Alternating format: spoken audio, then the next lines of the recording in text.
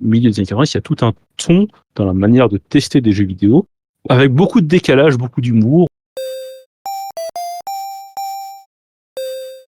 Bonjour et bienvenue dans ce premier épisode de Jeux vidéo, l'émission qui nous fait découvrir une personne à travers 3 jeux qui ont marqué sa vie. Ce concept d'émission vient du podcast Du temps et des jeux de Chris Abbé que je vous conseille. Et moi, Jérine, j'ai trouvé ce concept intéressant et j'ai voulu le tester avec des gens que je connaissais. Et ce premier épisode, j'ai eu le plaisir de l'avoir enregistré avec MTK. MTK, c'est une personne qui a marqué mon aventure dans l'Ultime Décathlon, vu qu'on s'est rencontrés lors de la 3e édition. Quand j'ai posté une annonce pour recruter des gens pour faire une équipe, c'était la première personne à m'avoir répondu. Et s'en est suivi une longue amitié, d'abord à travers la team PB, puis ensuite la team PB Carré, où on a encore fait les teams Décathlon 10 ensemble. Si vous voulez retrouver MTK, c'est généralement le vendredi soir avec des fraudes sur la PB2 TV où il incarne l'entraîneur des PB2 Striker Team sur PES 2020. Maintenant, on est parti pour un petit voyage avec MTK dans l'univers PC des années 1990.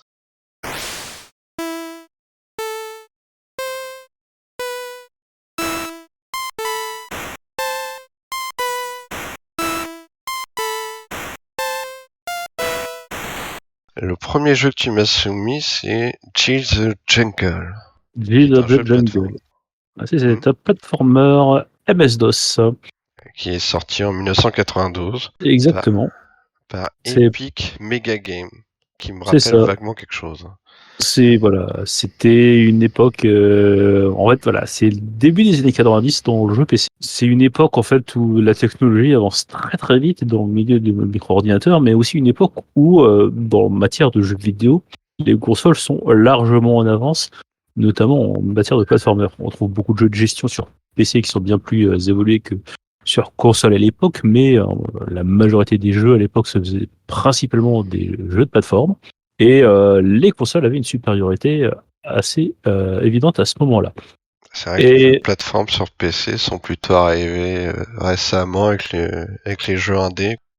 C'est ça en fait. Il y a eu plusieurs évolutions dans le jeu de plateforme. Une des choses qui avait réussi à mettre les consoles assez tôt, dans le début des années 80, c'était la notion de scrolling.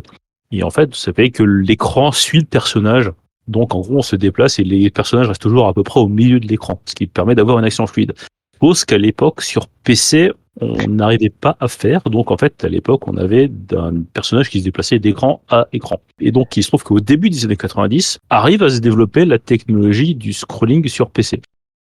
Un des succès de l'époque, c'était Jill of the Jungle. Alors, le jeu ne paye pas de mine maintenant, il a plutôt très mal vieilli, notamment en termes de jouabilité par rapport à Mario qui est sorti quasiment 10 ans plus tôt. Mais pour les joueurs PC ou pour les joueurs qui jouaient sur PC à l'époque, c'était quand même, c'était pas une révolution parce qu'il existait déjà des plateformers, mais ça a été notamment c'était un passage important. Et notamment pour cette société Epic Mega Game, qui est devenu Epic Game, qui est ensuite connu maintenant sur le nom Epic, qui était à l'époque la société qui voulait un peu bousculer le marché du jeu vidéo avec quelque chose, un concept qui était nouveau, qui était assez spécifique au PC, qui était le concept du shareware. Ce qui est marrant, c'est qu'ils ont réussi à percer bien plus tard, finalement.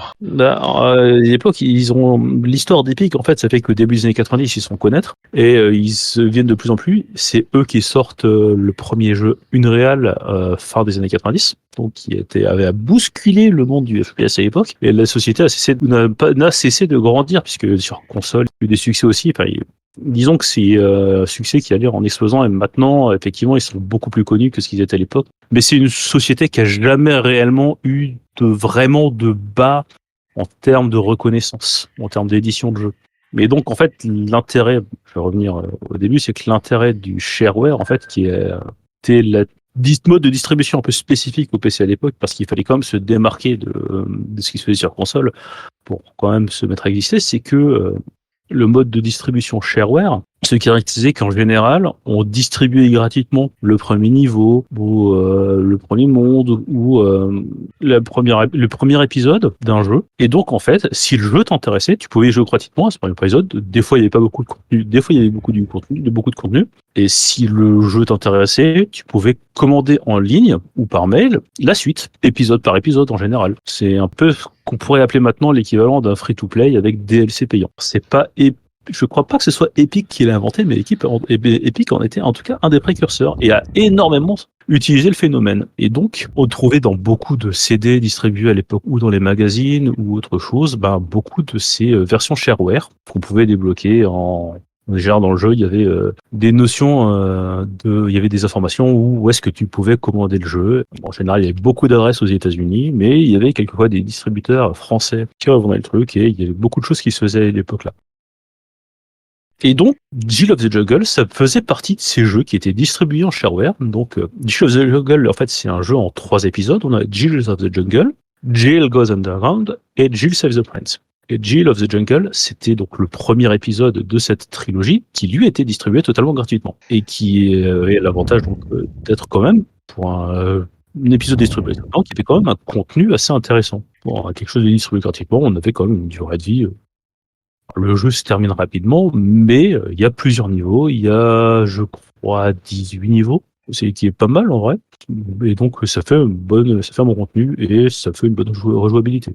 En 1992, les jeux étaient plutôt courts. Oui, 92, ça dépend. On avait quand même déjà sur console à l'époque, on avait déjà des jeux qui étaient longs. 92, on se rappelle que la Mega Drive est sortie depuis, en tout cas en Europe, la Mega Drive est sortie depuis 2 ans, la Super Nintendo est sortie depuis 1 an. Il y a quand même beaucoup de notions de RPG qui prennent moins à l'époque. À l'époque, le 6 faisait beaucoup sur PC, c'était principalement les point and click. Il y avait beaucoup aussi de soucis de piratage. Le fait d'avoir ces premiers épisodes gratuits faisait que finalement, les gens jouaient naturellement sur gratuit et après, payer s'ils le voulaient. 92, en fait, effectivement, on pouvait penser que les jeux sont courts, mais il existait quand même des jeux qui étaient assez longs. Quoi qu'il en soit, ce jeu, donc, je l'ai découvert, ça parti par les nombreux modes de distribution, les CD. J'avais disposé à l'époque, j'ai pas découvert en 92, j'ai découvert un peu plus tard. J'ai découvert sur PC évidemment, parce que donc ma mère étant informaticienne, donc avait bénéficié, pouvait acheter un PC, mais donc avait acheté un PC et donc s'est retrouvé notamment avec ses PC avec lecteur CD-ROM et donc on s'est retrouvé avec ces nombreux CD de distribution et donc j'ai découvert ces jeux plus tard qu'à leur sortie. On pourrait penser que de découvrir un jeu 2 ans plus tard, c'est pas trop grave, mais en fait, en 2 ans, la technologie sur PC avait progressé de manière dingue, de manière absolument dingue, notamment sur la manière d'appréhender sur la puissance de calcul des processeurs, sur la manière d'optimiser les calculs par rapport au calcul par rapport au jeu, par rapport à la distance d'affichage, etc. Et donc, en fait, la puissance des calculs augmentant, il y a des modes de programmation qui faisaient que certains jeux devenaient injouables. C'est une anecdote, en fait, sur console, on se pose pas de problème, la console va pas évoluer le temps de sa durée de vie, donc tu sors un jeu sur console, et il sera jouable toujours sur cette console en soi. Sur PC, en fait, tu dois t'arranger déjà quand tu sors un jeu que ton jeu soit jouable sur plusieurs configurations différentes, même s'il y a une architecture globale, il y a à l'époque des cartes son qui existent, donc il faut que ton jeu puisse faire tourner du son ou ne pas ou s'arranger pour avoir un environnement sonore sans carte son. Il y avait des petits buzzers dans la carte mère, mais c'était très très désagréable. Il fallait donc connaître les différents fabricants de cartes son et il fallait connaître aussi les puissances de calcul pour savoir ce que tu pouvais faire. Et notamment à l'époque, il y a certains jeux, les développeurs avaient tendance à calquer la fréquence d'affichage du jeu en rapport à la fréquence de calcul du processeur. La fréquence de calcul des processeurs augmentant, ça rendait assez souvent ces jeux injouables quand les machines évoluent. À tel point qu'en fait, et c'était le cas en fait pas seulement pour les jeux vidéo, c'était le cas pour beaucoup de logiciels de l'époque. Sur les PC qui sortent vers le première moitié des années 90, il y avait un bouton d'accélération qui était sur le boîtier, qui servait en fait à ralentir la fréquence processeur pour faire tourner ces vieux logiciels qui n'étaient plus compatibles avec les processeurs modernes. C'est vrai que ça a beaucoup monté dans les années 90 et début des 2000. Mais en fait, entre les jeux qui sortent en début des années 90, même entre 92 et 94, l'évolution des jeux de plateforme sur PC est stupéfiante. En fait, voilà, moi j'ai beaucoup d'exemples. C'est 2 jeux épiques justement. Donc Jill of the Jungle, qui est très sommaire, avec des très gros pixels, avec des personnages qui sont relativement peu détaillés. Et un jeu qui est sorti 2 ans plus tard, qui s'appelle Jack Rabbit, sorti en 94, où cette fois on a des personnages extrêmement détaillés, une vitesse d'animation extrêmement fluide, beaucoup d'animation de mouvement, des nuanciers de saut, parce que, chose importante, dans Jill of the Jungle, il n'y a pas de nuancier de saut, donc appuyer sur la touche saut, quelle que sera la longueur de ton appui, fera que tu sauteras toujours à la même hauteur. Enfin voilà, donc il y a une évolution qui est fulgurante. Mais donc, quoi qu'il en soit, je reviens sur Jill of the Jungle. Jill of the Jungle qui nous permet de contrôler un personnage féminin, donc du nom de Jill, donc une héroïne, chose quand même relativement rare dans le jeu de plateforme action. Mais tellement rare qu'en fait, les développeurs ont dit que elle serait en maillot de bain avec des bottines. C'était, on va dire, les années 90. Il y avait une certaine représentation qui était vue à l'époque. Les joueurs et les joueurs au masculin. Maintenant, comme ça passerait beaucoup moins. Encore que ça dépend de la manière dont on le présente, mais même là, on se rappelle que dernièrement, c'était sur la sortie de Metal Gear Solid 5, c'était Hideo Kojima qui s'était fait reprendre sur le caractère design d'un personnage féminin qui était jugé un peu trop osé. Et Hideo Kojima s'était justifié en disant, mais en fait, c'est le scénario qui justifie ce costume. Sur quoi on pouvait lui rétorquer, en fait, c'est parce que tu as choisi de justifier par ce scénario que tu as fait ce costume. Voilà, mais disons que voilà, les choses évoluent. Voilà, mais ce jeu, j'ai pas vraiment de souvenir de quand je l'ai découvert exactement. Ça remonte quand même à 20 ans, à peu près. Plus de 20 ans, pardon. Ça commence à quasiment 30 ans, quasiment 30 ans. J'ai sauté une décennie, excusez-moi. Et donc, je crois me souvenir que c'est ma mère qui y avait d'abord joué. On jouait déjà à des jeux de PC à l'époque. En fait, on avait déjà des PC avant, mais j'ai assez peu de souvenirs de jeux PC d'avant le début des années 90. Mais je sais qu'on en jouait, on avait eu des ordinateurs avant. Je crois que c'était un 486 et ensuite c'était sur lequel, là où j'ai plus de souvenirs, c'est un Pentium 90 qui était une bonne machine du début des années 90. Et donc arrive ce jeu de plateforme que du coup j'ai beaucoup joué. C'est probablement le premier jeu que j'ai terminé, en tout cas l'épisode gratuit évidemment. C'est aussi, donc j'ai aussi beaucoup rejoué, c'est aussi probablement le premier jeu auquel j'ai vraiment joué qui avait véritablement une fin. Je n'avais pas encore eu de console de salon à l'époque, donc forcément je jouais sur ce que j'avais, et beaucoup de jeux auxquels j'avais joué étaient des jeux dits de score, où où le jeu se jouait de manière indéfinie, et où il fallait juste faire le score le plus haut possible.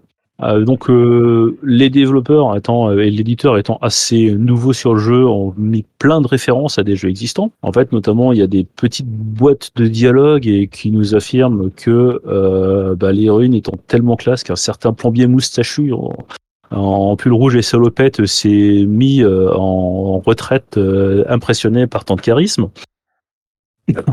Ce qui malheureusement n'est pas vrai, il est toujours là. Oh, il est toujours là, alors que Jill, malheureusement, n'est plus là. Le personnage de Jill s'est arrêté avec cette trilogie de jeux et a fait une petite apparition dans un autre jeu d'Epic qui était Epic Pinball, qui est un jeu de flipper, donc, où elle avait une table dédiée à son univers. Mais c'est les seules apparitions du personnage dans le jeu vidéo. Ça a quand même été un succès, mais les développeurs sont vite partis sur des choses qu'ils jugeaient peut-être plus pertinentes. Moi, je l'avais dit plus tôt par rapport à ce jeu, donc, qui n'avait pas de nuancier de saut, qui avait des graphismes très sommaires, des animations assez faibles, mais il y avait pas mal de choses intéressantes. Déjà, le jeu disposait de transformations. En fait, à plusieurs moments dans le jeu, on doit se transformer en phénix, on doit se transformer en poisson, on doit se transformer en grenouille. Donc ça rajoute des petites subtilités, toujours dans son gameplay sommaire, parce que bon, il y a voilà les gens apprennent aussi à coder. Il y a beaucoup de jeux, il y a beaucoup de développeurs qui ont appris à coder très jeunes en faisant des shareware. À l'époque, il y avait beaucoup de gens qui se lançaient dans le jeu vidéo un peu seuls ou avec quelques personnes. Et en fait, c'était souvent la plupart des jeux qui se découvrent sur le mode du shareware sont l'œuvre d'une ou de quelques personnes. C'est un peu le principe du jeu indépendant, parce que Epic était principalement une plateforme de distribution. On proposait son jeu, Epic choisissait ou pas de distribuer son jeu, de donner son soutien pour la distribution du jeu. Et donc, il y a beaucoup de jeux qui étaient l'œuvre d'une, deux, trois personnes maximum.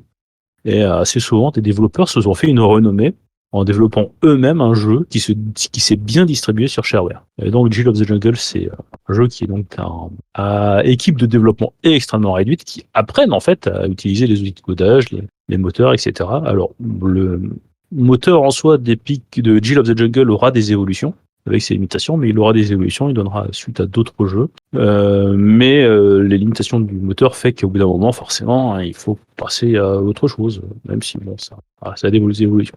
Le jeu a de suite été pensé pour une trilogie. En fait, on n'a pas attendu d'avoir le succès de distribution de Jill of the Jungle pour que les 3 jeux soient poncés. Les 3 jeux, du coup, Jill of the Jungle, Jill Goes Underground et Jill Seven Prince, sont légèrement différents. En fait, principalement, en fait, Jill of the Jungle est un platformer 2D pur 2D dans lequel on arrive dans une espèce de... Comme dans Super Mario 3, on a une espèce de carte du monde ou d'overworld sur lequel on peut accéder ou pas des niveaux en fonction de... En fait, on a les différents niveaux qui sont dispersés dans cette espèce de monde, on rentre dans les niveaux et en fait, on doit aller débloquer, en fait, on rentre dans un niveau pour pouvoir débloquer un outil qui nous permettra d'accéder plus loin dans la carte du monde pour débloquer un autre niveau. Mais tout étant 2D platformer. Jill Goes Underground, des jeux que j'ai découvert bien par la suite parce que je n'ai pas fait la démarche de Shareware, mais c'est des jeux que j'ai découvert, que j'ai pu redécouvrir. Un autre principe, en fait, c'est plus dans la lignée d'un platformer où on va enchaîner les niveaux sans passer par une espèce de grand niveau qui regroupe tout.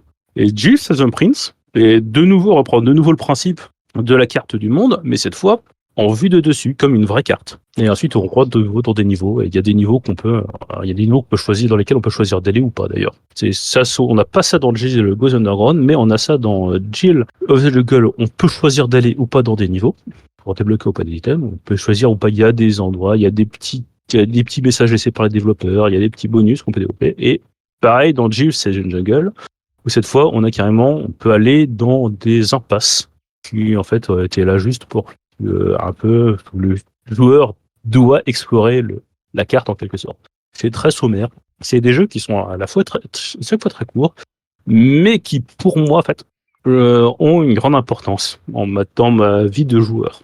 Comme dit, c'est principalement de la nostalgie. C'était à ça que je jouais à l'époque. C'était parce que je ne pouvais pas grand chose. C'est le fait de pouvoir avoir quand même un jeu entre guillemets complet avec Jill of the Jungle sur lequel je pouvais jouer gratuitement. Je suis né dans une famille qui avait quand même des moyens relativement limités en matière de loisirs informatiques. Donc, sur un environnement où les choses évoluent beaucoup. C'est plus facile ensuite quand on gagne son propre argent, etc., qu'on peut faire ces trucs. Mais bon, à l'époque, en fait, il fallait faire avec ce qu'on avait. Et en fait, c'était un jeu sur lequel j'ai beaucoup vu. C'était un jeu sur lequel ensuite, comme c'était un jeu qui était distribué en shareware, il se trouve que toutes les personnes qui jouaient sur PC, que je connaissais, qui jouaient sur PC, connaissaient un peu ce jeu, même si le jeu sur PC était plutôt rare à cette époque-là, mais donc j'ai eu des discussions sur ce jeu avec ma cousine qui joue aussi sur PC, j'ai eu des discussions avec un ou deux camarades de classe à l'époque, donc avant le collège ou au début du collège. Donc voilà, et c'est toujours des jeux que j'ai gardés un peu dans mémoire, de façon très appréciée, avec évidemment les petits fantasmes d'adolescents sur l'héroïne, hein. Faut bien dire ce qui est, malheureusement. Ce côté-là avait un peu marché sur moi aussi. Même si, bon, si j'y revenais, c'était pas pour ça. Parce que, bon, les quelques pixels d'affichage laissaient beaucoup plus de place à l'imagination à l'imagination, c'est très important. Surtout qu'en plus, on pouvait s'imaginer beaucoup de choses avec les personnages, avec les placements, le monde, en fait. En fait, il y a beaucoup de jeux sur cette époque-là qui donnaient beaucoup d'importance à ce que les joueurs en faisaient. Ah, c'est qu'il n'y avait pas trop le choix, en fait. Ouais, mais plutôt que d'abord... un univers, donc c'est aux joueurs de s'imaginer tout le reste aussi. Oui, par exemple, typiquement, Jill of the Jungle, on arrive dans la carte du monde, on ne sait pas, on n'a pas d'introduction, on n'a pas de message, c'est juste qu'on a un personnage, qu'on arrive là, et qu'on doit sortir de là. On n'a pas d'introduction, on a juste quand même, il y a l'avantage de ces jeux PC de l'époque, c'est que on peut avoir une histoire, mais elle est dans un menu. Donc en fait, je remarque que ça se faisait aussi sur console NES à l'époque, au début des années 80, enfin dans les années 80. C'est que sur NES, en fait, on laissait passer le menu dans lequel on disait Start pour jouer, et on avait un texte défilant qui te racontait un peu l'histoire. Et là, on avait dans Information ou autre chose, on pouvait te faire défiler l'histoire sur des textes. Et on n'avait pas grand-chose en fait, on ne sait pas vraiment qui est Jill, on sait juste qu'elle est arrivée là, qu'elle doit se sortir là, avec ce passage incroyable qu'il y a à la fin de Jill Saves the Prince. Donc finalement, quand on sauve le prince, donc on a un prince qui est extatique à l'idée, et donc on a à la fin le prince qui nous dit ah, bah, veux-tu m'épouser? Et cette réplique incroyable de Jill, ah, ok, c'est voilà. Ça peut-être été plus marrant qu'elle dise non, je suis juste venu te sauver, bordel. Là, c'est presque décevant qu'elle dise pas non en vrai. Je Parce rebondis un que petit peu sur ce que tu disais, on n'avait pas énormément de jeux à l'époque. Moi qui n'étais pas sur PC, plutôt sur console, j'avais quelques jeux. Enfin, j'avais un jeu au début qui a fait que je pense, puis ensuite un deuxième jeu. Enfin, maintenant on a des centaines de jeux assez facilement. Mais... bah, il y a plusieurs choses à savoir. Déjà, maintenant, tout le monde a accès à Internet pour relativement peu cher. Donc, on trouve énormément de jeux gratuits, donc on a énormément de choix. Il y a aussi beaucoup de plateformes de distribution en ligne, du style Steam, du style Epic Megastore, du style truc dans lequel on peut tester des jeux, télécharger des démos. À l'époque, un jeu, ça coûte, jeu sur console principalement, puisque la majorité des joueurs jouent sur console, ça coûte extrêmement cher. C'est C'était à aux l'époque alentours où de on 500 parlait en francs. francs. C'est ça, c'était à l'époque, on Ça parlait fait en une francs. conversion, ça fait 70-80 euros. Et encore, on ne tient pas en compte de l'inflation, mais à l'époque, un jeu neuf, ça coûtait 500 francs, 550 francs.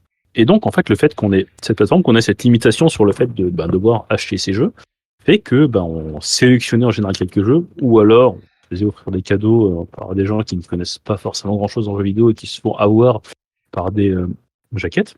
Bah, j'ai plutôt eu de la chance de ce côté-là, mais on y reviendra peut-être. Et ouais, c'est ça. Et donc, en fait, on se retrouvait avec un nombre de jeux assez restreint. Moi-même, la première console de salon que j'ai eue, à peu près à l'époque où j'ai découvert G of the Jungle, mais un peu plus tard, j'ai eu que quelques jeux pendant longtemps sur lesquels j'ai beaucoup joué. Donc, c'était les Schtroumpfs sur NES, c'était Dr Mario.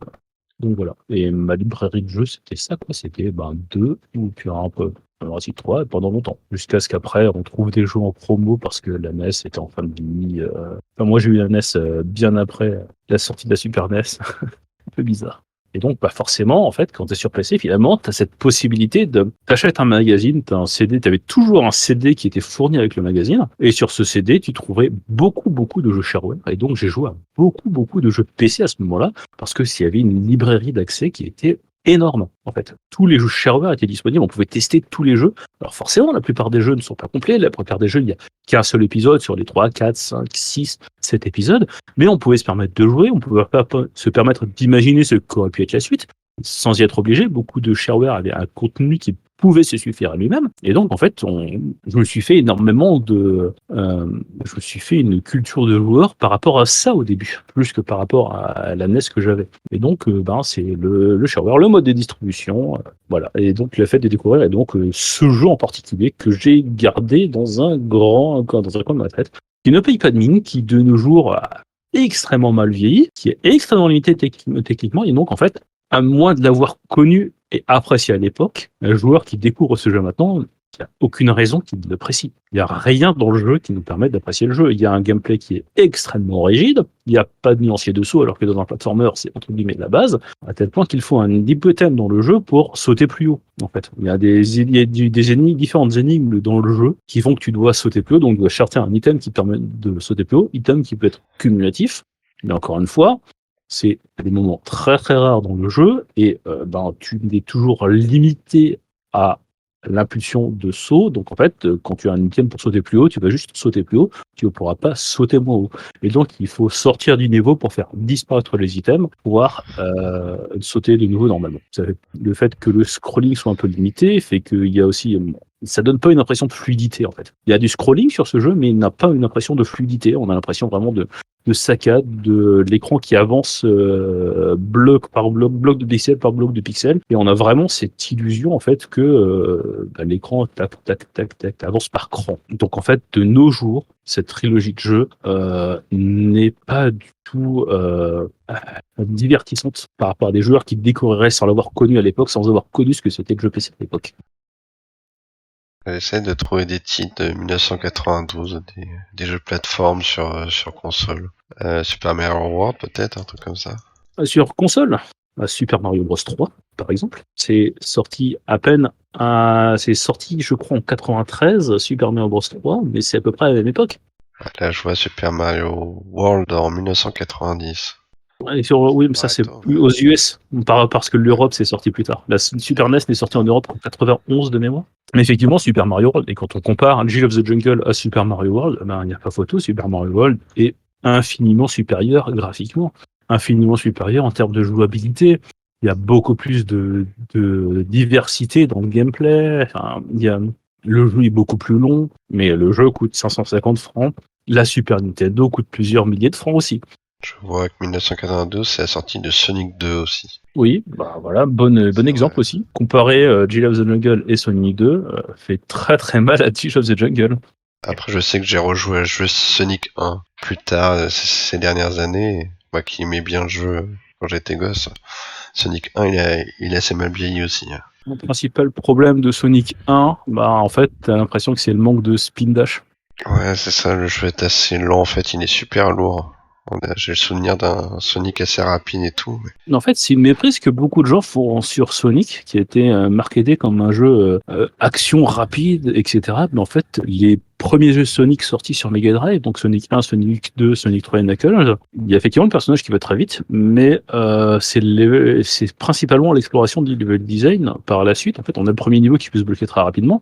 Ensuite, on a des niveaux où il faut revenir en arrière, faut faire des chemins, des trucs comme ça. Donc en fait, il y a beaucoup plus de subtilité dans le level design que d'aller vite de gauche à droite de l'écran. Et ça, en fait, beaucoup de gens l'oublient quand ils redécouvrent les vieux Sonic. Ce qui leur donne l'impression que le jeu est plutôt lent, surtout qu'en plus, dans le premier, il y a juste le bouton de saut, il n'y a pas le fait de pouvoir se mettre en boule pour faire une accélération brutale, qui change beaucoup qui fait une énorme différence au niveau gameplay. Et en fait, même les développeurs de la Sonic Team ont eu tendance pendant longtemps à oublier ces éléments de level design qui faisaient le charme des premiers Sonic. Après, c'est parce qu'ils sont passés à la 3D et ça s'est pas super bien passé. Même sur les épisodes qui reviennent à la 2D, c'est pas pareil.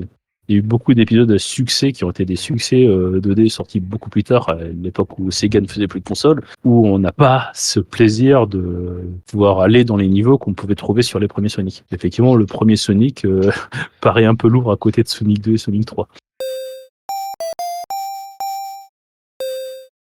Ce Need for Speed Special Edition, un jeu de course sorti en 1996 par The Need for Speed Electronic Arts. The Need for Speed Special Edition.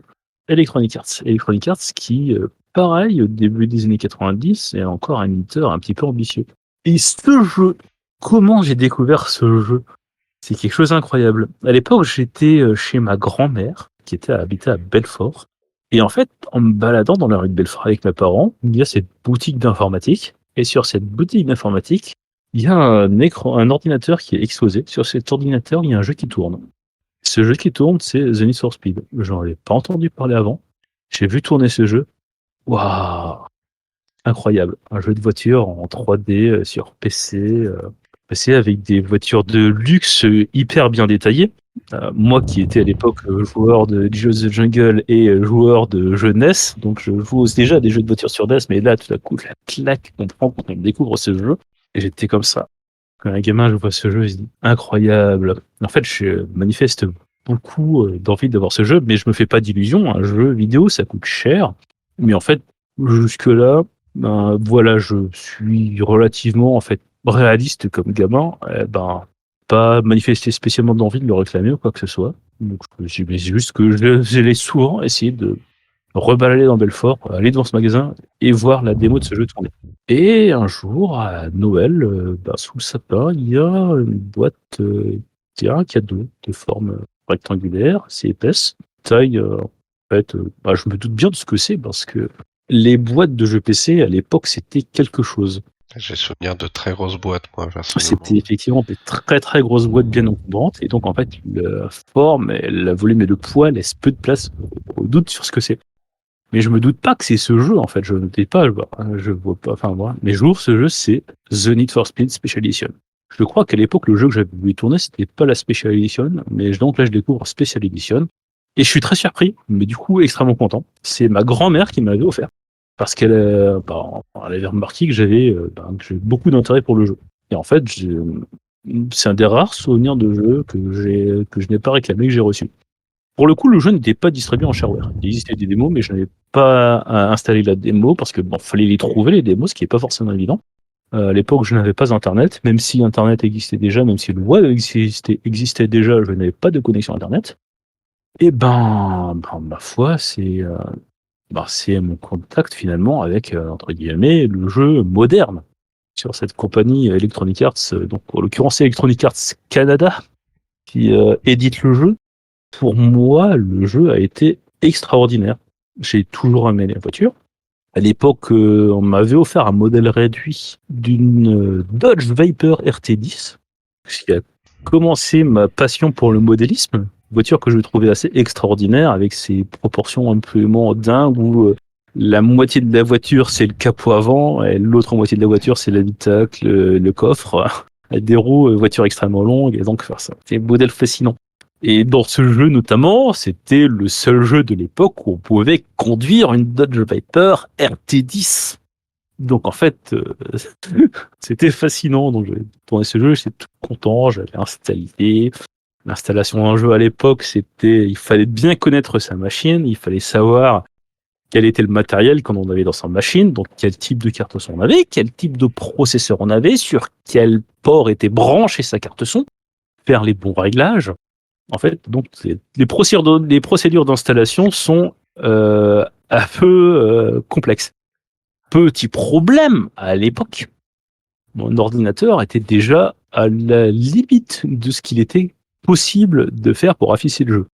Mon ordinateur de l'époque disposait de 8 mégaoctets de RAM.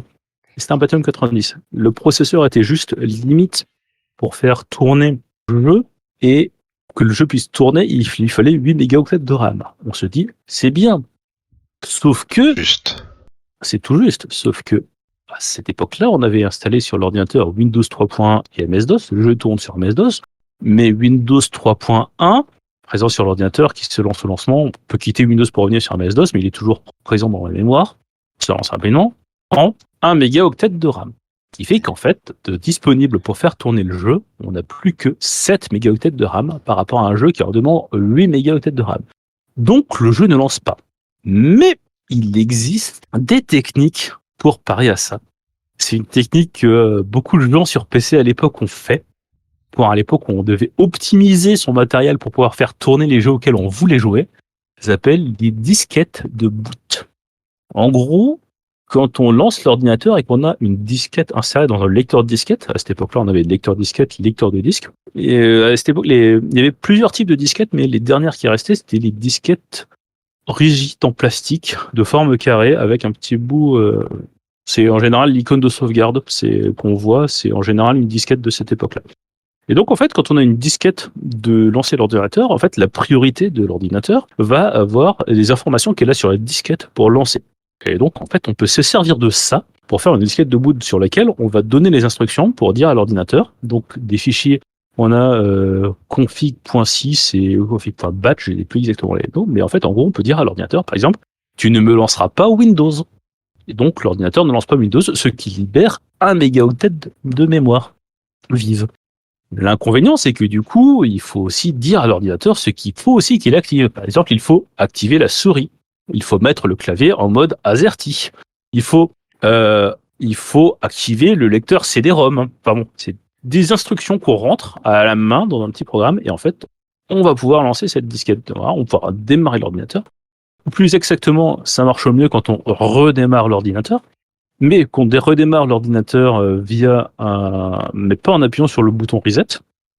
Non, en fait, c'est quand on démarre l'ordinateur. Mais bon, faut pas redémarrer l'ordinateur en appuyant sur le bouton reset. Ça, je me souviens parce que sinon, ça fait un peu des problèmes entre le BIOS et la disquette de boot, de démarrage, la disquette de démarrage. Et donc, une fois qu'on a fait ça, qu'on a fait son petit programme, que j'ai appris à faire, du coup, il a fallu quand même que je fasse attention parce que il m'est arrivé par erreur de désinstaller MS-DOS, qui est le système principal sur lequel tout l'ordinateur se lance, de l'ordinateur. Ce qui a été un petit peu compliqué. Heureusement, j'ai retrouvé les disquettes d'installation de MS-DOS et heureusement, la priorité de lancement sur les disquettes fait que ça s'installe assez rapidement, mais c'était une petite début de ma part. Il est resté un peu secrète de mes parents, puisque c'est ma mère l'ordinateur était celui de ma mère. Ne l'oublions pas. Et donc, en fait, j'ai appris à faire ça. C'est ma mère qui m'a fait la première, mais ensuite, j'ai appris à faire moi-même mes disquettes de boot avec ce que j'ai envie. J'ai envie d'avoir le clavier AZERTY, etc. Et donc, voilà, une fois comme ça, on peut enfin lancer ce jeu. Jeu qui, à l'époque, un jeu qui était sur un format d'affichage qui était assez nouveau à l'époque, qui était le Super VGA. Super VGA qui est le format d'affichage 640 par 480 pixels. Ça nous paraît tellement loin. Non, mais à l'époque, en fait, sur les grands écrans ou moniteurs à image cathodique, c'était la résolution maximale.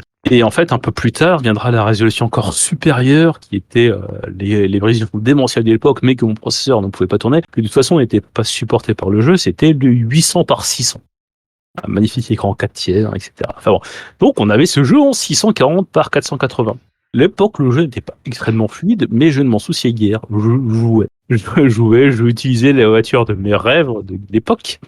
Je m'amusais, il y avait plusieurs modes de jeu, entre guillemets. Il y avait donc le mode course simple, il y avait le mode de face à face, sur lequel on avait un adversaire. Il y avait 3 circuits de type rallye, sur lesquels, en fait, la majorité, il y avait 8 circuits dans le jeu. Il y en avait 3 de type rallye qui étaient entre guillemets sur route ouverte. Donc, quand on était en mode face à face, il y avait de la circulation avec de la police qui était à passer, qui circulait aussi de manière aléatoire sur la carte. Et donc, on pouvait croiser la police. Et si on était pris en infraction, la police nous poursuivait. Si on était arrêté par la police, si la police nous rattrapait, si on n'avait pas été trop méchant, on se prenait une contravention. Et au bout de la deuxième contravention, on se faisait arrêter sur la même épreuve. Par contre, si on avait été trop brutal dans notre manière d'échapper, on était directement arrêté avec une vidéo, parce que c'est aussi l'avantage du support CD-ROM de l'époque. C'était la grande folie de cette époque des années 90, le full motion vidéo. Les premiers jeux sur CD-ROM faisaient qu'on libérait tout d'un coup beaucoup d'espace de stockage sur le format. Un CD-ROM faisait à peu près 600 mégaoctets de mémoire, alors qu'une disquette faisait 2,44 mégaoctets. La majorité des jeux de l'époque sortaient sur disquette. Au début des années 90, les jeux sortis sur disquette. Donc, quand est apparu le CD-ROM comme support, on s'est rendu compte qu'on pouvait mettre beaucoup de choses, beaucoup de choses, beaucoup plus en fait que ce qui faisait un jeu. Donc, les gens se sont lâchés à faire de la vidéo, beaucoup de vidéos, des images de synthèse. Donc, on a eu beaucoup de jeux qui sont sortis en images de synthèse, en images fixes, etc. Et donc, il y avait ces images. Le jeu, donc, il y avait ce mode face à face, le mode course simple, il y avait le mode de tournoi, il y avait des choses qu'on pouvait débloquer quand on a terminé le jeu, et il y avait surtout une chose qui me fascinait énormément à l'époque. Il y avait une base de données exhaustive sur chaque véhicule du jeu. Le jeu ne comporte que 8 véhicules, mais sur chaque véhicule, il y a une base de données exhaustive avec énormément d'informations, ce qui a renforcé ma passion pour la mécanique, en fait, parce que du coup, j'apprenais ce qu'était la mécanique, j'apprenais les fiches techniques d'un véhicule, j'ai appris les fiches techniques des véhicules avec ce jeu. Donc j'ai appris, donc il y avait des images des véhicules en mouvement, il y avait un historique des véhicules, de la compagnie qui fabriquait. Alors aujourd'hui, connaissant mieux l'histoire des véhicules, je me rends compte que c'était pas finalement si exhaustif que ça, mais en fait pour l'époque, c'était passionnant pour moi. Et en fait, je passais beaucoup de temps aussi dans la base de données du jeu à voir, à regarder. Alors, les textes étaient lus en anglais, donc il fallait aussi que je comprenne l'anglais. Donc, ça fait partie des choses qui m'ont aidé à la compréhension de l'anglais. C'est partie des choses qui m'ont aidé à me motiver pour apprendre l'anglais. Le jeu aussi, c'était un peu le jeu à la mode de l'époque. Parce que du coup, beaucoup de gens connaissaient le jeu. J'ai appris le jeu j'ai invité des copains pour jouer au jeu. C'est le jeu sur lequel mes parents m'avaient offert un volant. Donc j'ai appris à l'époque le jeu sur volant, mais volant de mauvaise qualité qui n'a pas réellement supporté l'utilisation intensive que je faisais avec le jeu, etc. Donc j'y ai beaucoup joué du coup sur clavier. Trop d'heures de jeu, c'est ça. Ouais, c'est ça. En fait, peut-être trop de violence aussi dans le gamin qui secoue le volant droite à gauche. Et au final, je crois que c'est une des prises parce que installer un périphérique maintenant, c'est simple. on a une prise USB, on branche la prise USB, Windows va nous reconnaître la prise USB. À l'époque, on avait ce logiciel. Il fallait déjà avoir sur sa carte mère l'emplacement, la prise qui nous permettait de brancher le périphérique. Une fois qu'on a branché le périphérique, qu'est-ce que tu veux que l'ordinateur en fasse? Il faut donc installer un logiciel pour qu'il sache quel périphérique c'est et pour qu'il ait le logiciel qui va permettre en fait que quand tu vas rentrer des informations sur le périphérique, l'ordinateur sache comment interpréter ces informations. Et au passage, avec ce que j'avais dit plus tôt par rapport à les disquettes de boot, etc., il faut aussi rentrer les informations sur le périphérique dans la disquette de boot sur laquelle il va servir pour lancer le jeu. Voilà, donc c'était une gymnastique à savoir, sachant que en plus, une fois sur deux, brancher le périphérique faisait que ça ne marchait pas. Et sans qu'il y ait vraiment d'explication. Donc tu recommençais, tu réinstallais. Ou des fois, en fait, c'est juste le fait que le branchement s'était pas passé dans un ordre qui a un peu surpris l'ordinateur. Et donc il faut rebrancher, débrancher. Voilà, c'était l'informatique de l'époque. Donc voilà. Mieux pourquoi les consoles, on est peut-être autour de la PlayStation, je pense. Ça fonctionnait vraiment en fait par rapport au PC, parce que si tu devais faire tout ça à chaque fois. C'est pour ça que c'était en matière de joueurs, c'était beaucoup plus attrayant. Mais en fait, c'est aussi pour ça que beaucoup de joueurs du début des années 90 se sont lancés dans l'informatique. Parce que finalement, ils ont naturellement dû faire avec. Et moi, à une époque, en fait, je m'y connaissais relativement bien en informatique, mais c'est des notions que j'ai petit à petit perdues et qui m'ont pas spécialement passionné. Et donc, du coup, maintenant, je suis un petit peu à la masse en matière d'informatique. Enfin bon, c'est des souvenirs. Mais en fait, après, ce qui est aussi passionnant, c'est quand j'ai appris l'histoire de The Need for Speed. Parce que Electronic Arts, c'était la petite compagnie dynamique de l'époque. Enfin, petite, c'était déjà costaud quand même. Mais c'est une compagnie qui cherchait à se renommer. Et en fait, à l'époque, The Need for Speed, c'était une exclusivité d'une console qui allait sortir, qui allait révolutionner le monde du jeu vidéo, qui était la première console à sortir, qui était full CD. Enfin, ça faisait partie des premières consoles, mais c'est sorti avant la PlayStation. C'était la 3DO. Tout le monde maintenant a oublié ce que c'est que la 3DO, mais à l'époque, ça aurait dû être la console de l'avenir. Et beaucoup de jeux se sont vus des exclusivités 3DO, mais la 3DO ayant été un échec, beaucoup de jeux se sont reconvertis autrement. Donc The Need for Speed, qui était d'abord sorti sur 3DO avec 3 circuits, avec des vidéos, full motion vidéo partout, comme ça, et c'est donc assez vite reconverti sur PC. En 80, il est sorti en 3DO sur 93, il est sorti sur PC ensuite en 94, la 3DO est un échec. Il est sorti ensuite sur PlayStation et Saturn en 95-96, il a été réédité sur PC en Special Edition en 96. Mais il y a eu d'autres jeux qui ont subi l'échec de 3DO, qui ont eu une belle carrière aussi en termes de licence. C'est Rayman, qui était à la base une exclusivité 3DO de mémoire, et qui ensuite est sorti sur PlayStation. Et sur PC aussi d'ailleurs.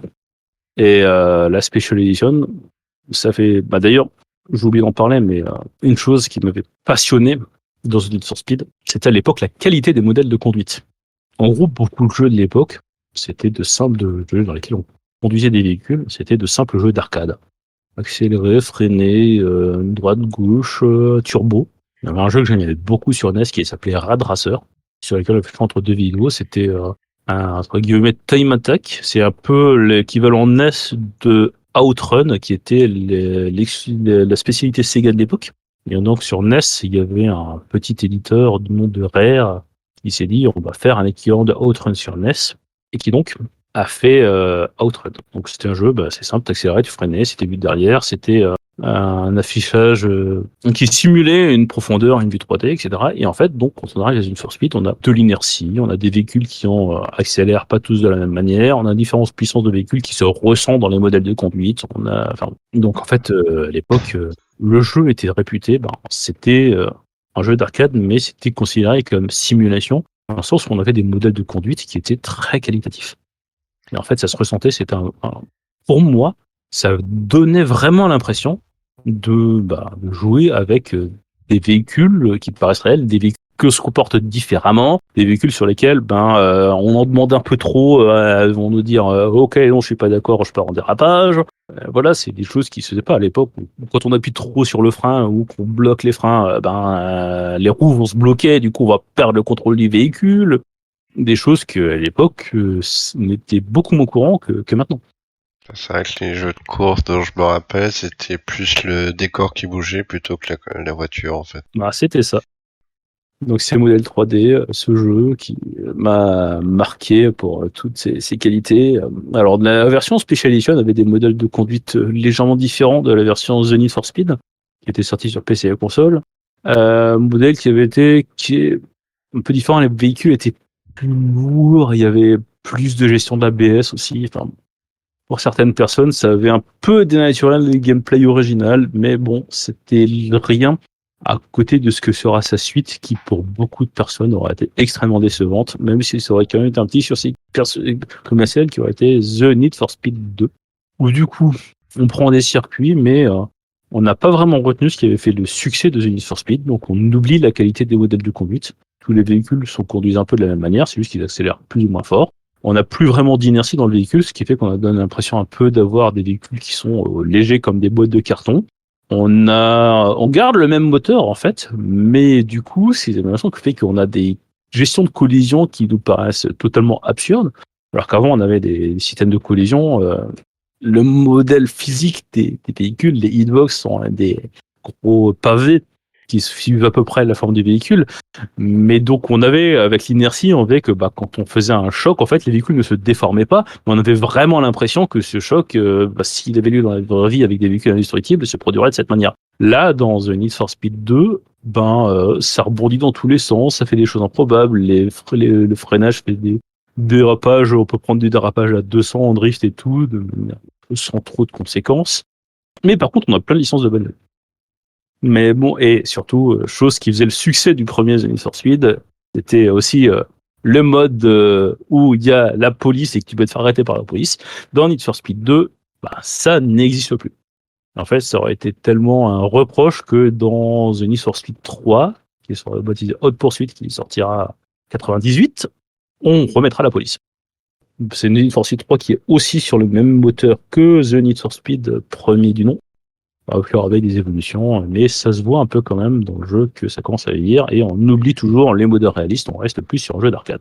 Mais bon, ça, c'était les contacts avec la licence The Need for Speed. Et donc, The Need for Speed Special Edition, jeu qui m'a quand même bien marqué. Et d'ailleurs, il y a un truc qui est... on oublie souvent de mentionner quand on parle de The Need for Speed, c'est les musiques. Il y a des musiques qui, en fait, sont assez dingues. J'ai souvenir d'autres jeux de course où il y avait des musiques pas mal aussi. Ouais, mais en fait, le jeu déjà te permettait de configurer pas mal de choses, et notamment l'ambiance musicale. Tu peux avoir une ambiance plutôt rock, une ambiance plutôt électro. Tu peux faire un mix des deux. Tu peux avoir les musiques qui sont jouées aléatoirement, etc. Et en fait, l'ambiance musicale qui est discrète, mais qui est quand même bien rythmée, qui est assez sympathique, et qui donnait aussi un cachet au jeu. Je crois d'ailleurs de mémoire qu'un des compositeurs de la musique rock est mort fin des années 90, début des années 2000. Enfin, bon, c'était voilà. Bon, c'est en 30 ans d'existence, on va dire que forcément, il y a des choses qui changent au niveau. Je crois que c'est Gran Turismo où t'avais quand même des musiques assez rock dessus. Gran Turismo qui était le grand carton de la première PlayStation. C'est sorti 98, si je dis pas de bêtises, Gran Turismo. Ou 97. Je vais vérifier, mais ça doit être dans ces eaux-là. Ouais. Mais voilà, mais qui est sorti pour moi après Need for Speed. Mais en fait, à mon sens, il y a toute une évolution de jeu qui amène à The Need for Speed, qui vient notamment de chez Electronic Arts. 97. En 97, voilà, c'est ça. Et en fait, décembre, donc quand il est 98, c'est bon. ça fait du Gran Turismo était typiquement dans ce qui s'était fait avec le succès de The Need for Speed. Au passage, en fait, The Need for Speed, donc avant la sortie de Gran Turismo, a eu un épisode spécial Japon sur PlayStation, qui est sorti en 97, donc avant Gran Turismo, qui était un épisode qui était vendu exclusivement au Japon, qui était uniquement spécial Nissan, en fait. Donc en gros, tous les véhicules disponibles du jeu, et il y en avait beaucoup, faisait un peu l'histoire de la marque Nissan. Et là, pour le coup, il y avait un vrai contenu dans le jeu. Je pense que ça fait partie de ces choses qui ont influencé en fait les développeurs de Gran Turismo notamment. Et donc voilà. Mais encore une fois, The Need for Speed était aussi arrivé à un pied d'évolution sur des jeux qui étaient parus avant lui avec d'autres développeurs, des équipes de développement qui sont arrivées, où beaucoup de gens étaient passionnés. Avant The Need for Speed, il y avait les mêmes développeurs avaient sorti un jeu qui s'appelait Cars and Driver de mémoire. Alors, qui marque beaucoup plus son âge que The Need for Speed, qui est sorti juste avant, où pareil, on a ces choix de véhicules, cette description des véhicules, et donc en fait, les gens aiment les voitures, et donc on leur fait un jeu pour qu'ils puissent un peu finalement plus découvrir les voitures et apprendre les modèles de conduite de voitures, etc. Et donc Gran Turismo est arrivé ensuite par la suite et donc a été un peu comment dire, entre guillemets, vraiment le chef-d'œuvre de ce qui se faisait à cette époque-là, avec donc des modèles de conduite très évolués, des descriptions, alors pas aussi exhaustives que pouvaient l'être sur Need for Speed, mais de bonnes descriptions sur les véhicules. Voilà. Et surtout, chose que n'avait pas une Need for Speed, qui restait quand même relativement un jeu d'arcade dans ses modes de conduite, un vrai mode carrière dans Gran Turismo, sur lequel on débloque des choses. Donc voilà, c'est le pinacle de l'arcade simulation Gran Turismo à l'époque, qui vient dessous de cette évolution de jeu qui arrive par la suite, qui s'est vendu parce que The Need for Speed a été un succès au Japon sur PlayStation et Saturn, et donc qui est donc inspiré de la suite. Voilà. Parce que le troisième jeu, je connais... Enfin, j'ai pas joué, mais la licence a quand même marqué énormément le jeu vidéo, j'ai l'impression. Parce que c'est Half-Life. C'est Half-Life. Ah, c'est Half-Life. FPS, sorti en 1998. Ouais, Par un fin certain 98. Valve. Valve à l'époque était le nouvel éditeur qui, quelques années plus tard, pulvérisera la manière de distribuer des jeux. On arrive en 98. Moi, j'ai dû acheter le jeu en 99. Enfin bon. Donc à l'époque de The Jungle et The Need for Speed, je découvre le jeu vidéo, je me passionne pour le jeu vidéo. Et en fait, je deviens tellement passionné par les jeux que je décide de lire des magazines de jeux vidéo petit à petit. Puis j'achète Génération 4, je m'abonne à Joystick. Donc je Des découvre magazines de aussi. jeux vidéo qui étaient très développés à l'époque. Maintenant, je sais même plus si ça existe. Le seul vrai magazine de jeux vidéo qui parle vraiment de jeux vidéo comme on pouvait le faire à l'époque, c'est Canard PC. Canard PC qui a été fait par des anciens de Joystick, c'est le seul qui, en fait, ça se faisait déjà à l'époque, mais il y avait quand même beaucoup d'indépendance dans les lignes éditoriales, on pouvait se permettre de critiquer les jeux. Maintenant, les jeux vidéo, les magazines de jeux vidéo papier qui sortent sont principalement détenus par des publicitaires dont le but est avant tout finalement de faire vendre des jeux. Je précise que c'était déjà le cas à l'époque. Il y avait beaucoup d'éditeurs et en fait, on faisait un magazine de jeux vidéo et le but principal d'un magazine de jeux vidéo à l'époque était de te vendre un CD sur lequel il y avait des goodies, il y avait beaucoup de publicité et des trucs comme ça. Et en fait, à l'époque, on faisait un magazine, mais on laissait beaucoup de choix aux lignes éditoriales et en fait, il y a un ton dans les années 90, il y a tout un ton, fin des années 80, début des années 90, enfin, milieu des années 90, il y a tout un ton dans la manière de tester des jeux vidéo, avec beaucoup de décalage, beaucoup d'humour, où on testait des jeux vidéo, on avait des tests de jeux vidéo, on faisait baquer, chaque rédacteur avait un sens de l'humour bien particulier, avait une certaine affinité pour les jeux, et donc, les jeux qui étaient mauvais se faisaient trash talk dans le magazine, d'une manière dont on ne pourrait pas se permettre de parler aujourd'hui, à part chez Canard PC. Mais bon, c'était les principaux magazines de jeux PC, donc de la fin des années 90, ce sont Génération 4 et Joystick. Et donc, j'avais lu Génération 4 et je m'étais abonné à Joystick. Et donc, j'avais pris un peu de passion pour les rédacteurs de Joystick aussi, parce qu'en fait, il y avait une espèce d'affinité qui se faisait entre le rédacteur et le lecteur. Donc, chacun avait sa personnalité, chacun avait sa manière d'écrire, chacun avait ses jeux de mots qu'on pouvait retrouver. C'est une certaine signature, en fait, dans la manière de rédiger. Bon, chose qui s'est un peu perdue avec le temps, où les tests sont plus aseptisés maintenant. Mais bon, à l'époque, en fait, il y avait vraiment cette liberté de ton et cette, parfois, chose. Et donc, en fait, du coup, me passionnant pour le jeu vidéo, en fait, je lisais beaucoup. Et donc, en fait, forcément, quand un jeu marquait, c'était lu dans le magazine, il y avait beaucoup de pages de test, et donc en fait, le jeu faisait envie. Et donc j'ai Joystick, et donc il y avait ce jeu qui, pour moi, sort un peu nulle part, mais qui sort pas de nulle part comme ça, il y a comme des previews, des trucs comme ça. Mais on est en 98, et donc sort Half-Life. Donc je lis le test d'Half-Life, je me passionne pour le test d'Half-Life, la manière dont il est rédigé. Je vois aussi la note, qui était une très bonne note. À l'époque, on notait en pourcentage dans les magazines de jeux vidéo, c'était assez particulier. Je n'ai plus la note d'Half-Life, mais il avait dû avoir un 98% ou quelque chose comme ça, ce qui était une très bonne note. Ce qui n'a pas vraiment de sens, en fait, parce que, en général, beaucoup de notes se tenaient entre 75 et 100%.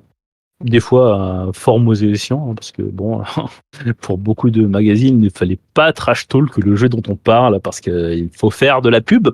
Et donc Half-Life, c'était pris une 98%, je peux vérifier ça d'ailleurs, cette information. Et donc je vois ça. Et donc je suis au courant du jeu, je vois le jeu, je connais un peu l'histoire du jeu. Je trouve qu'à l'époque, je suis très pote au collège avec un ami qui, lui, du coup, joue au jeu. Et en fait, à cette époque-là, ben, j'ai un peu d'argent de poche. Et chose assez rare pour l'époque, le jeu est vendu, entre guillemets, que 450 francs ou 300 francs. Et donc, en fait, je considère souvent Half-Life comme le premier jeu vidéo que j'ai moi-même acheté. Donc, c'est une nouvelle évolution dans ma vie de joueur. Ouais, j'avais de l'argent de poche, économisé, je me suis acheté, et je crois même que c'était moins de 400 francs, ça devait être moins de 400 francs à l'époque. Et donc, j'ai acheté ce jeu vidéo. Alors, avant d'acheter un jeu vidéo, faisais attention. Quand on était joueur PC, on regardait sur le dos du jeu vidéo sur quoi le jeu peut tourner. Quelle est la configuration minimale. Et donc, en fait, déjà à cette époque-là, j'avais une machine qui était assez vieille. J'avais encore le vieux Pentium 90, mais les machines ont évolué. Windows 95 est sorti. Et donc Windows 95 est sorti, a amené un nouveau protocole de simplification en fait pour les programmes qui était DirectX. DirectX qui du coup en fait était un protocole qui te permettait d'avoir en gros faisait en sorte que c'était un protocole qui te permettait d'avoir en mémoire en fait la grande majorité des drivers ou des choses qui existent. Ce qui fait qu'en fait ça simplifiait énormément la vie des gens qui développaient. Ça permettait aussi de simplifier les informations qu'on va transmettre au processeur graphique, la carte son. Donc en fait, on n'avait plus besoin de configurer où est la carte son, un truc comme ça. Toutes ces choses qu'on faisait sur MS-DOS, ça se faisait de manière automatique sur Windows 95. Donc forcément, beaucoup de jeux étaient s'installaient beaucoup plus facilement. Donc forcément, beaucoup de jeux délaissaient MS-DOS. Et Half-Life était encore jouable sous MS-DOS à l'époque. Et donc, j'ai regardé et le jeu était relativement abordable. Alors, la note était de 96% sur joystick. Donc, le jeu était relativement abordable en matière de puissance de calcul. Ce qui fait que je me suis bien renseigné, j'ai acheté le jeu, je l'ai installé, le souris et tout comme ça. Et donc, en fait, j'ai joué à ce jeu, chose que je le savais déjà. Mais c'est pas quelque chose que j'ai découvert dans le jeu, puisque je l'avais déjà lu en test. La séquence d'introduction du jeu, où on est dans ce wagon qui nous amène à son lieu de travail. Je connaissais déjà globalement le gros de l'histoire, puisque je l'avais déjà lu, mais du coup, je le découvrais par moi-même, j'y jouais.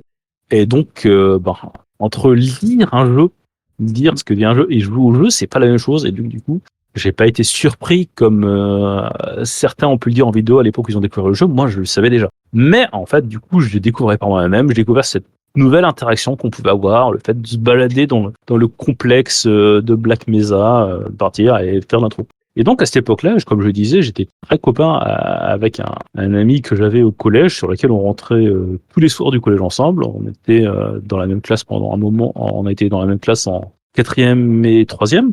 Donc on rentrait ensemble, on parlait justement et on se racontait nos histoires dans le jeu, avec l'idée si particulière qui était si révolutionnaire à l'époque des ennemis, donc avec les petites phases de dialogue qui étaient ajoutées qu'on pouvait entendre. C'est vrai que si on s'arrêtait derrière deux ennemis qui nous faisaient dos, on les entendait parler en eux, ça donnait un peu une impression de vie, ça donnait une personnalité aux ennemis aussi. Donc on pouvait écouter ce qui disait sur nous avec les tags qu'on voyait sur une autre personne, sur la personne de Gordon Freeman. Le fameux You're Dead Freeman, avec des fautes d'orthographe de partout, enfin, c'était ces éléments-là, donc avec ces boss incroyables aussi, qui étaient gigantesques et qui faisaient plusieurs salles, fallait les tuer en allumant un réacteur de fusée test. Donc c'est aussi le passage de c'est nous qui avons invoqué les extraterrestres avec le G-Man qu'on croise tout le temps. Enfin bon, c'était une autre notion du jeu vidéo. À l'époque, ma console de salon restait toujours la NES. Et elle le restera pendant encore 98, pendant encore 5-6 ans à peu près. C'est mes copains qui avaient les consoles plus évoluées, donc j'allais jouer chez mes copains, mais à la maison, je joue encore sur NES ou je joue au PC. Donc le PC évoluant et donc les jeux évoluant avec le PC, on se retrouve aussi limité dans les jeux auxquels on pouvait jouer. Donc on se rabattait souvent sur des jeux plus âgés qui pouvaient encore tourner sur la machine qu'on avait. Et donc, en fait, c'est Half-Life qui était ce jeu que j'ai joué. Alors, je ne pouvais pas y jouer dans sa résolution de l'époque qui était le 800 par 600. Je ne pouvais pas non plus y jouer en 640 par 480 parce que ça demandait trop de puissance de calcul à mon processeur. Donc, j'y jouais en une relation je voulais éviter d'y jouer en 320 par 200 qui était qui était encore plus bas, qui était le VGA de base en fait. Donc j'y jouais sur une définition intermédiaire qui était 514 par 300 quelque chose. J'ai plus le chiffre exact. C'était un petit peu, mais ça me permettait de pas. C'était pas aussi beau que du 640 par 480, mais ça faisait le taf pour que ce soit pas aussi moche que du 320 par 200. Ça permettait de soulager le procédure de calcul par rapport à du 640 par 480. Et donc, j'ai joué sur cette résolution, un petit peu bâtarde, on va dire. Voilà. Et donc, j'ai joué comme ça. Peu de temps après, ma mère a reçu un Pentium 166 équipé de Windows 95. Donc, ça a simplifié la vie. Mais voilà. Donc, c'était ça. Et donc, j'ai beaucoup de souvenirs sur ce jeu. C'est pas un jeu qui finalement je garde autant en mémoire que les deux jeux que j'ai précédés précédemment, mais dans mon évolution en tant que personne, en tant que joueur, c'est un jeu qui a une grande importance. Et en quoi elle a une grande importance? Comme dit, le fait d'avoir moi-même fait la démarche pour acheter le jeu, parce qu'avant c'était soit on demandait à mes parents d'acheter le jeu, mais en fait, sachant que c'était un FPS et sachant que mes parents n'étaient pas très fans de violence, j'ai moi-même fait la démarche d'aller en supermarché, de faire en sorte d'avoir l'argent pour acheter le jeu, d'aller moi-même au supermarché pour acheter le jeu, et donc j'ai acheté ce jeu. Donc comme ça, c'était mon jeu, j'y ai joué moi-même. Personne ne pouvait rien me dire puisque c'était moi qui avais fait ça, en fait. C'est un pas vers l'émancipation. On n'allait pas m'interdire de jouer au jeu puisque j'avais fait moi-même, j'avais acheté le jeu avec mon argent de poche. Voilà. C'est des choses simples comme ça. C'est un jeu qui a marqué aussi l'histoire du jeu PC. Et ça, en fait, je savais que c'était un jeu qui allait marquer l'histoire du jeu vidéo PC. Puisque je l'ai lu dans les magazines, sur lesquels j'avais des rédacteurs, dans lesquels j'avais une bonne opinion de ces rédacteurs. J'avais assez confiance en leur avis de testeurs de jeux vidéo. Je me rapprochais aussi pas mal d'une certaine vision du jeu vidéo qu'ils avaient. Peut-être un peu snob à l'époque. J'étais un peu dans ma mode. C'était l'époque où le PC commençait à devenir la machine de référence pour certains types de jeux, typiquement des FPS. Parce que on a une chose qui n'était pas sur console vraiment, qui était la souris.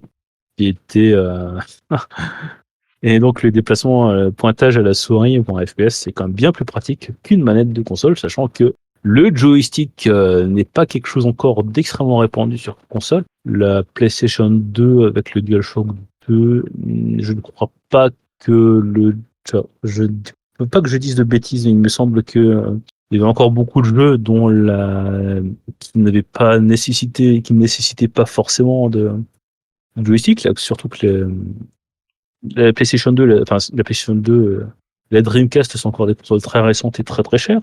Et donc en fait, si on fait un peu le tour des manettes, la PlayStation 1 n'avait pas de joystick. non, La non, première manette, et il y a eu la manette DualShock qui est arrivée avec les joysticks. C'est ça. C'était directement sur la PS2, mais c'est vrai qu'il n'y a pas forcément tant de jeux qui l'utilisaient. Ouais, mais en fait, c'était surtout que c'était pas commun. Les gens à l'époque voulaient utiliser le D-pad à la manette. Et donc il y a déjà Nintendo qui est le premier à avoir inclus un joystick sur une manette d'origine des consoles, parce que les joysticks existaient déjà sur console, mais c'était pas vraiment du matériel d'origine. C'était quelque chose qui pouvait être un plus, mais du coup les jeux ne nécessitaient pas. Et à l'époque, en fait, chose qui était très importante à l'époque pour PlayStation, c'était aussi la rétrocompatibilité de la PlayStation 2 avec la PlayStation 1. Ils ont beaucoup fait d'arguments marketing pour ça, pour disant, mais vous savez, avec la PlayStation 2, vous avez une librairie de jeux qui est aussi les jeux de la PlayStation 1, ce qui permettait finalement de un peu calmer les gens par rapport au prix de lancement de la console. C'est un avantage du CD aussi. Mais bon, ça imposait à la PlayStation 2 d'avoir un processeur de PlayStation 1 à l'intérieur, donc ça faisait des difficultés ça faisait des coûts de fabrication et de production Enfin bon, voilà. Et donc, le PC, depuis à peu près le milieu des années 90, commençait à devenir une machine de référence, en fait, pour pas mal de jeux. Les plateformers étaient toujours à l'avantage des consoles, les RPG étaient toujours à l'avantage des consoles, mais sur PC, il y avait toute une gamme de jeux qui commençaient à faire vraiment envie aux joueurs consoles. Parce qu'au début des années 90, c'est les joueurs PC qui bavent plutôt devant la qualité des titres consoles. On commence à avoir cette inversion, d'avoir vraiment des jeux PC qu'on ne voit pas vraiment sur console. Half-Life n'est pas sorti sur console. Le jeu me demandait trop pour être sorti sur console. Et en fait, surtout que le PC étant en constante évolution, le jeu PC est aussi en constante évolution technique, lui aussi. Et donc, en fait, on est arrivé à cette bascule, en fait, où des consoles étaient toujours en avance par rapport à ce que pouvait fournir comme jeu un PC. Parce qu'un PC doit pouvoir être capable de, certes, jouer, mais avant tout de pouvoir faire de la bureautique, du développement, des trucs comme ça. Donc, ça doit être une machine multifonction. Mais on arrive au milieu des années 90 à ce tournant où le PC commence à prendre de la distance par rapport à ce que peut faire une console qui est toujours limitée techniquement, parce qu'une console pendant 5 ans, ça va pas évoluer, alors qu'un PC en 5 ans, ça a évolué de manière drastique. Ce qui d'ailleurs avait tendance à laisser beaucoup de familles un peu sur le carreau par rapport aux jeux vidéo qui, du coup, évoluaient en même temps et donc faisait qu'il y a beaucoup de jeux récents, des jeux qu'on qualifie maintenant de triple A, qui du coup n'étaient pas compatibles avec un PC que les gens avaient acheté quelques années plus tôt. Je suis en train de regarder la liste des FPS qui étaient déjà sortis avant Half-Life. Il y avait avant Half-Life, il y avait eu le jeu qui avait été la révolution du Et FPS, qui Doom. avait été Duke Nukem 3D, et avant Duke Nukem 3D, il y avait Doom.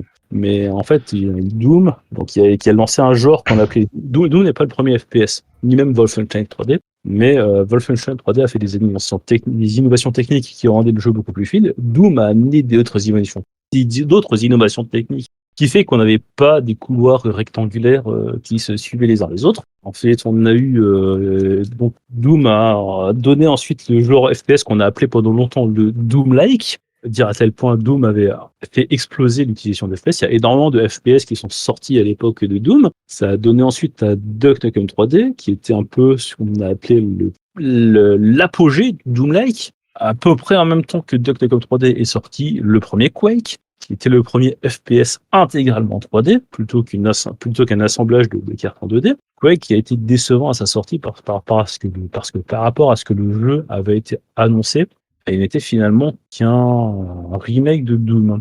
En fait, quand Doom est sorti, à l'époque, les développeurs avaient une tonne d'idées, mais qu'ils n'ont pas pu mettre en place parce que la technologie ne permettait pas de faire tout ce qu'ils voulaient faire. Doom se voulait avoir des éléments RPG, se voulait avoir univers évolutif, etc. Enfin, des gains de niveau, etc. Un univers à la Lovecraft, etc. Puis finalement, c'est devenu un FPS d'action très rapide. C'est surtout fait très rapide qui était retenu par les joueurs. Et donc, en fait, forcément, tous les éléments qui n'avaient pas pu être incorporés dans Doom, à l'époque, dans Quake, les développeurs id Software ont voulu reprendre ces éléments, ont voulu faire un jeu où, à la base, Quake, si c'est une petite tremblement, faisait que le personnage principal devait avoir un marteau qui pouvait frapper des éclairs et avoir une influence sur le décor quand on les tape sur le sol, ouvrir des brèches pour tuer les ennemis.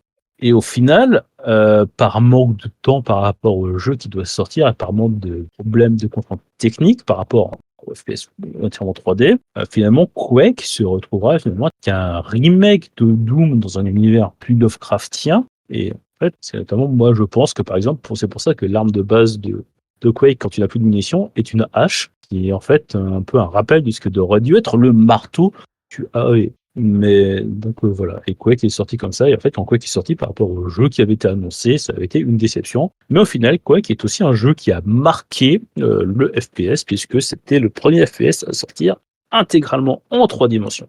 Après, j'ai l'impression que Half-Life, c'est un peu le premier jeu où tu vis une histoire. Enfin, le premier FPS où tu vis un petit peu une histoire. C'est ce que tu racontais avec l'intro, c'est ça?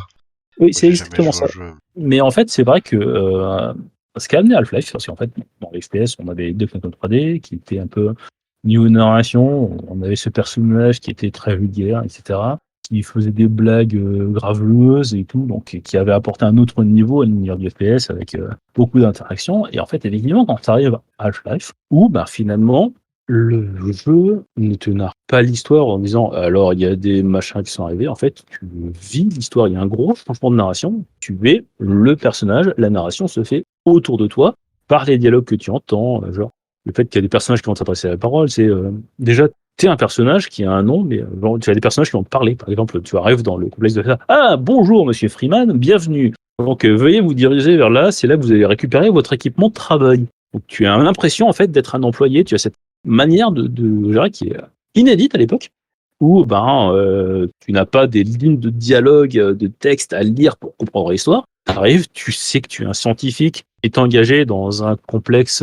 industriel secret, complexe de Black Mesa, que tu vas travailler sur des expériences. Tu fais toi-même l'expérience, on te met pas une cinématique pour dire l'expérience est derrière l'équipe. C'est toi qui vas aller faire l'expérience, toi qui vas rentrer dans la salle, faire l'expérience, c'est toi qui vas faire l'expérience, c'est toi qui vas être au cœur de l'action qui dégénère, tout va exploser autour de toi. Et en fait, c'est le premier jeu que je peux considérer en expérience totalement immersive, dans le sens où on a des dialogues. C'est pas forcément le premier jeu où tu es totalement en immersion, c'est pas où tu es en immersion dans le sens où il y a des dialogues, mais en fait, dans beaucoup de jeux qui se faisaient à l'époque, c'était beaucoup plus. Je me rappelle de certains jeux dans le milieu des années 90, notamment sortis par Electronic Arts, qui voulaient ce genre d'ambiance. Myst, par exemple, ce genre d'ambiance, mais Myst ou The Seventh Guest, qui est aussi un autre jeu un peu du genre à énigme que Myst, en fait, ont ces limitations qui fait que il te faut des lignes de dialogue, il te faut des cinématiques, et là, en fait, les cinématiques, tu es dedans. On arrive à ce moment de technologie où, d'ailleurs, je précise, le moteur de Half-Life utilise énormément de code du moteur de Quake, du moteur de Quake 2 qui est sorti à peu près à la même époque. Donc, en fait, beaucoup de FPS qui sont sortis à l'époque, id Software, en fait, commercialisait ces moteurs. Et donc, beaucoup de FPS qui sont sortis à l'époque, donc, utilisaient grandement des morceaux de code de Quake, de moteurs de Quake, qu'ils réutilisaient, qu'ils amélioraient, qu'ils utilisaient, donc qu'ils adaptaient à leur façon. Donc en fait, on arrive à ce jeu, donc Half-Life, on est vraiment en immersion. On arrive dans le jeu. Les gens nous parlent, on peut interagir avec des objets. On a l'environnement. Quand l'expérience se passe mal, on se retrouve, on a l'environnement autour de ça, les labos qui sont dévastés, on a des ordinateurs qui sont éventrés, on a des pièces, des murs qui sont effondrés, on a des gens qui sont blessés, à qui on essaie de venir en aide, ou on ne peut pas. On voit des gens qui sont paniqués, ou des gens qui essaient de nous aider, qui vont nous accompagner parce que nous on n'est pas armés, mais que les gardes sont armés, donc ils vont nous accompagner pour essayer de tirer sur des ennemis pendant que nous on essaie d'ouvrir des trucs. On n'a pas toutes les accréditations, ça c'est une chose amusante. Comme on est en fait un employé, comme on est nouvellement employé en fait, administrativement toutes les accréditations ne nous ont pas encore été octroyées. Donc en fait, il y a des passages où tout ce qui est reconnaissance oculaire ou empreinte digitale, on n'y a pas accès. Donc il faut qu'on trouve quelqu'un qui va pouvoir nous aider à avancer dans le niveau. Donc ça veut dire recherche de civils, etc., protéger les gens pour éviter qu'ils se fassent tuer. C'est des utilités comme ça. C'est aussi ces passages qui sont certes scriptés, mais qu'on arrive dans un ascenseur et on voit l'ascenseur qui s'écrase devant soi avec des scientifiques qui essaient désespérément de faire l'aide. On peut pas. On voit ces passages en fait où on a les Marines qui débarquent, où on dit c'est bon, ils vont nous aider, mais en fait ils sont là pour nous réduire au silence. Donc il faut encore une fois qu'on ait quelqu'un de traqué. Donc on essaie d'éviter la confrontation sur ces ennemis qui sont quand même nombreux et intelligents. Donc on essaie de s'enfuir de la base, on se retrouve à affronter aussi plus tard des tanks, des hélicoptères. Il y a toute une narration qui est faite, qui est bien dans le jeu. Pour le coup, par contre, on laisse pas vraiment l'imagination au joueur. Mais on est vraiment pris dedans, on est vraiment dans un scénario de film, de série B certes, mais en fait on est plein dedans, on joue et ça marche parfaitement. Donc du coup, ça fait partie de ces anecdotes qu'on se racontait avec cet ami avec lesquels on rentrait le soir du collège. Pareil, de cette manière qu'on avait dans le jeu, etc. Quand on arrivait, on trouvait puis cette personne, et puis des détails, parce qu'il y a plein de petits détails dans le jeu que que tu découvres au fur et à mesure. Que si tu cherches un peu des trucs, tu trouves des trucs spécifiques qui ne sont pas nécessaires dans la progression du jeu, mais qu'on peut trouver ces petits détails, ces petites allusions qui sont amenées ici ou là. Qui deviendra un peu une spécialité de Valve dans pas mal de leurs jeux. Ces petits mots sur le mur, etc. Peut-être l'impression que c'est l'un des premiers jeux où on a l'impression que le monde autour de nous est vivant en fait. Alors, C'est sans aller jusqu'à dire que c'est pas le premier jeu où le monde nous paraît vivant, il existait d'autres jeux dans ce style-là. Parce qu'effectivement, dans beaucoup de jeux, on arrive dans une salle, les gens nous attendent sagement. Mais il existait déjà des jeux, principalement des point and click à l'époque, que dans le début des années fin des années 80, début des années 90, le point and click, c'est le genre à la mode sur PC. Il existait déjà des jeux où les personnages non joueurs avaient leurs emplois du temps, donc ils allaient travailler, ils allaient à un point A, donc tu pouvais les trouver ou pas. Si tu étais en retard, tu les voyais pas, ils rentraient chez eux. Donc il y avait déjà des jeux qui te proposaient le fait d'être vivant sans que tu ne sois là pour le jeu, quoi. Parce que c'est vrai que mais c'était encore, c'était pas la norme. Et bon, d'ailleurs, même après Half-Life, c'est pas forcément la norme, mais le truc, c'est que le fait d'être, par contre, l'immersion dans laquelle te met Half-Life change totalement la chose. Donc, tu as l'impression, vraiment, dans les point and click de l'époque, et quand même, principalement, tu avais cette vision de l'extérieur, tu avais ces lignes de dialogue, tu avais le narrateur, tu avais des textes, en fait. Et en fait, tu as une interface tout autour. Et la chose qui change par rapport à Half-Life, c'est que l'interface, elle est, entre guillemets, intégrée de d'une manière qui te paraît logique. Par exemple, tu n'as pas tes informations sur les points de vue, trucs comme ça, tant que tu n'as pas récupéré la combinaison. Combinaison, tu as un casque, le casque, il y a un affichage tête haute qui t'affiche les choses, ça me paraît logique. Tu as donc, tu as ce qui fait pareil pour des capteurs, etc. En fait, tout est fait pour t'immerger vraiment dans la chose. T'as pas forcément l'impression que l'univers est vivant autour de toi, dans le sens où tout est quand même déclenché par ton passage. Tu te rends finalement compte quand tu joues, ça c'est aussi quelque chose que tu te rends compte que c'est parce que tu avances quelque part qu'il va se passer quelque chose. Donc le jeu vit quand même pour toi. Mais la manière dont la narration par le gameplay est faite te donne l'impression de n'être qu'un protagoniste de cet univers et non pas le personnage central de cet univers. À quoi je joue maintenant principalement à du Pro Evolution Soccer que je fais pour la Pinnacle Striker Team. Je me relance un peu de Cranked Up et du Lonely Mountain Damage. J'en ai fait un peu, mais pas beaucoup, mais c'est surtout Cranked Up et Pro Evolution Soccer. Enfin, eFootball PES 2020. Je le fais, mais après, je joue finalement beaucoup moins à des jeux vidéo que ce que je faisais à l'époque. Je suis sur ordinateur, c'est principalement pour regarder des vidéos, voir des films, etc. Ou parler avec des amis, des choses comme ça. Éventuellement tester des jeux indés, mais en fait, j'ai beaucoup moins d'intérêt finalement sur beaucoup de jeux narratifs récents. J'éprouve moins d'intérêt à y jouer que lorsque j'étais jeune adolescent. Et donc en fait, je me retrouve beaucoup à suivre aussi des streams de gens qui jouent, suivre des jeux par le streaming, par des gens qui jouent à ma place. Donc on va découvrir finalement les jeux. Un peu à l'époque finalement, un peu comme je découvrais des jeux et je suivais des jeux par rapport au rédacteur de tests de magazines de jeux vidéo, où il y a beaucoup de jeux que j'ai découverts comme ça et que je n'ai gardé finalement en mémoire que par les tests de magazines. Là, en fait, je regarde principalement, j'ai envie de dire, c'est du jeu par procuration. Tu regardes des gens jouer à des jeux narratifs, où je n'éprouve pas le besoin d'acheter, donc je regarde des gens y jouer, je découvre l'aventure avec les gens, et comme ça. Typiquement, l'exemple le plus flagrant, c'est le jeu qui avait fait en sortie un peu en fanfare en jeu indé qui était Stray. Je n'ai pas joué à Stray, mais je connais bien Stray pour finalement avoir suivi des joueurs jouant à Stray de A à Z.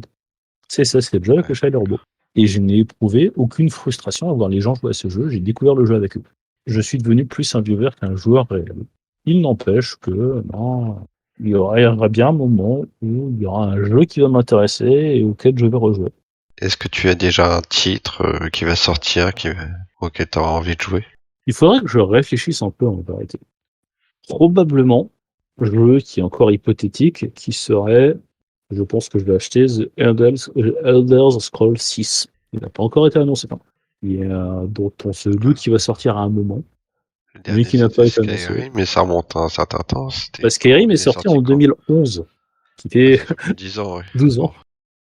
C'est la date de sortie de Skyrim, c'était le 11 novembre 2011, date de sortie mondiale.